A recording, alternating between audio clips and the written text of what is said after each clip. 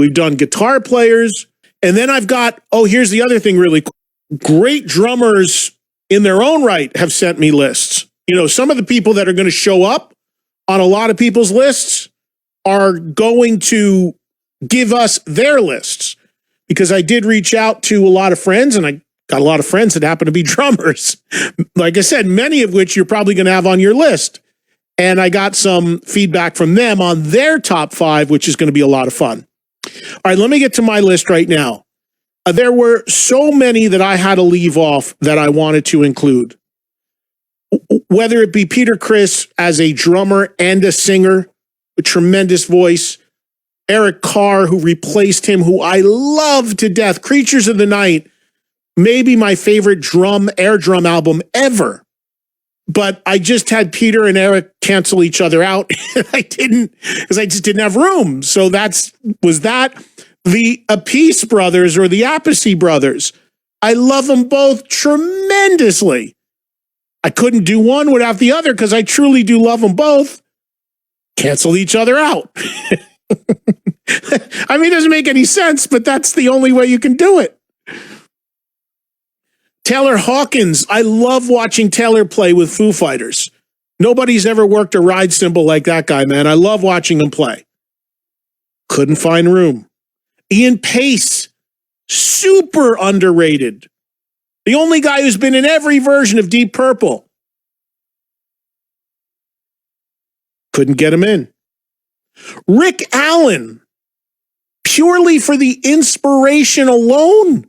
Guy plays drums with one arm. That's insane. We take that for granted after all these years, but that's insane. Couldn't get him in. Throw another guy out, a guy named Zoltan Chaney. Like Tommy Aldridge on steroids, one of the most visual drummers you've ever seen in your life, one of the most entertaining, and a great player. Played in Slaughter, played in the Vince Neil Band. If you saw him, you'll know about it because he was I say past tense because he's not in those bands anymore, and I hope he gets a gig soon because I love the guy, but he just missed the cut. Mike Mangini. One of the most mind-blowing drum performances I ever saw was before Mangini was in Dream Theater. He played in a band with Gary Sharon called Tribe of Judah. And it was at a club, and I didn't know who he was, and it blew my mind. The kit was bigger than the stage, and the guy was just insane. Couldn't get him in. Here's the 5. Those are just a few off the top of my head of really tough ones that I struggled with.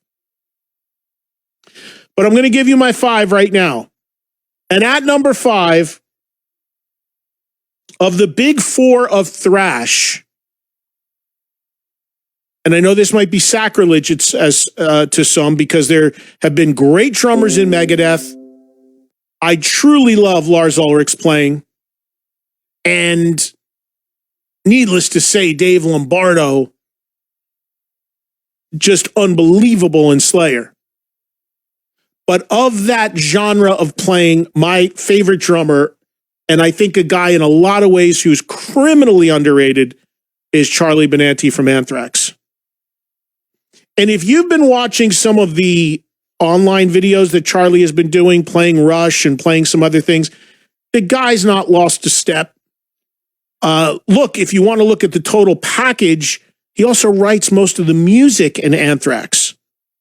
But just an incredible player, incredible feat. And, he can play anything and make it sound great. He can play the speed stuff. He can play rock. He can play anything. Just a monster drummer. If you've ever listened to Anthrax, you know what I'm talking about. But if you've seen him above and beyond that, play some tribute stuff or do some different things online, great player. So Charlie opens my list. At number 4,